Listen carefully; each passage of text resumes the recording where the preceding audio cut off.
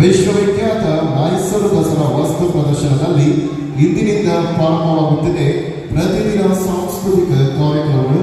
ಇದು ಪೀಕಾಳಿಂಗರ ಗಾನಮಂಟಪ ಸುಗಮ ಸಂಗೀತದಲ್ಲಿ ನಾಡಿನ ಹಿರಿಮೆಯನ್ನ ವಿಶ್ವದಾದ್ಯಂತ ಹೆಚ್ಚಿಸಿರುವ ಅದು ಪೀಕಾಳಿಂಗರ ಗಾನಮಂಟಪ. 1880ರಲ್ಲಿ ಪ್ರಾರಂಭವಾದ ಮೈಸೂರು ದಸರಾ ವಸ್ತು ಪ್ರದರ್ಶನ 10ನೇ ಚಾಮರಾಜ ಒಡೆಯರವರ ದೂರದರ್ಶನದಿಂದ ಪ್ರಾರಂಭವಾಗಿದ್ದು ಅಂದಿನಿಂದ ಇಂದಿನವರೆಗೂ ಒಂದು ರಾಜಾಶ್ರಯದಲ್ಲಿ ಅದು ಕಲಾವಿದರ ತವರೂರು ಮೈಸೂರು ಅರಮನೆ.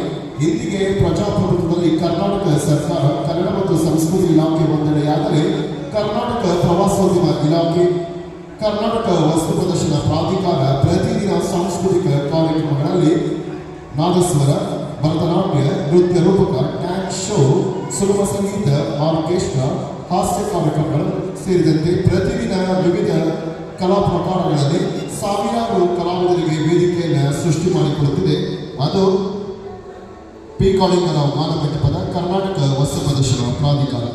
ಇಂದು ಸಮಯ ಸರಿಯಾಗಿ 7 ಗಂಟೆ. ಇಂದಿನಿಂದ ಪ್ರತಿದಿನ 7 ಗಂಟೆಗೆ ಒಂದು ಕಾರ್ಯಕ್ರಮ, 8 ಗಂಟೆಗೆ ಒಂದು ಕಾರ್ಯಕ್ರಮ, 9 ಗಂಟೆಗೆ ಒಂದು ಕಾರ್ಯಕ್ರಮ.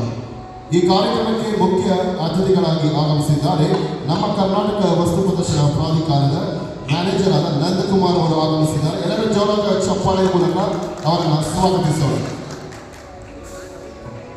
ಇದೀಗ ಸಮಯ ಸರಿಯಾಗಿ 7 ಗಂಟೆ.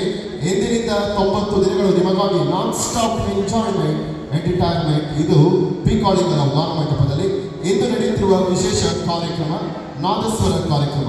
ಕಲಾವಿದರಿಗಾಗಿ ಕಲಾಭಿಮಾನಿಗಳು ಜೋರಾದ ಒಂದು ಚಪ್ಪಾಳೆ. ಈ ದೇಶದಲ್ಲಿ 2ಕ್ಕೆ ಇನ್ನೂ GST ಬಂದಿಲ್ಲ. ಒಂದು ಚಪ್ಪಾಳೆ, ಇನ್ನೊಂದು ನಮಸ್ಕಾರಕ್ಕೆ. ಹಾಗಾಗಿ ಬರಲಿ ಒಂದು ಜೋರಾದ ನಿಮ್ಮ ಚಪ್ಪಾಳೆ.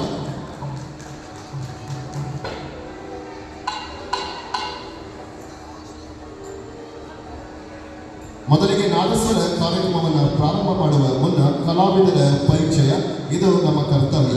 ತಂಡದ ಕಲಾವಿದರ ಪೈಕಿ ನಾದಸ್ವರದಲ್ಲಿ ವಂಟಿಕೊಪ್ಪಲಿನ ಶ್ರೀ ಲಕ್ಷ್ಮೀ ವೆಂಕಟೇಶ್ವರ ಸ್ವಾಮಿ ದೇವಸ್ಥಾನದಲ್ಲಿ ಪ್ರತಿದಿನ ಲಕ್ಷ್ಮೀ ವೆಂಕಟೇಶ್ವರನ ಸೇವೆಯನ್ನು ಮಾಡುವ ಈ ತಂಡ ಮೈಸೂರಿನ ಜನಪ್ರಿಯವಾದದ್ದು. ಇದರಲ್ಲಿ ನಾದಸ್ವರ ವಿದ್ವಾನ್ SJ ನಂದನ್ ರವರು ಮತ್ತು ನಾದಸ್ವರ ವಿದ್ವಾನ್ ಜಗದೀಶ್ ಅವರು, ನಾದಸ್ವರ ವಿದ್ವಾನ್ ಸಂತೋಷ್ ಅವರು, ಅತಿ ಮುಖ್ಯವಾಗಿ ಡೋಲು ಸಹಕಾರದಲ್ಲಿ ವಿದ್ವಾನ್ ಶ್ರೀನಿವಾಸ್ ಅವರು, ವಿದ್ವಾನ್ ನಾಗೇಶ್ ಅವರು, ಶ್ರುತಿ ಸಹಕಾರ ರಾಮಚಂದ್ರ, ತಾಳ ಸಹಕಾರ ಪ್ರೀತಮ್. ಬರಲಿ ಒಂದು ಜೋರಾದ ಚಪ್ಪಾಳೆ ನಮ್ಮ ನೈಜ ನುರಿತ ಜನಪ್ರಿಯ ಕಲಾವಿದರಿಗೆ. ಇಂದಿನಿಂದ ಪ್ರಾರಂಭವಾಗಿದೆ ನಾದಸ್ವರದ ಮೂಲಕ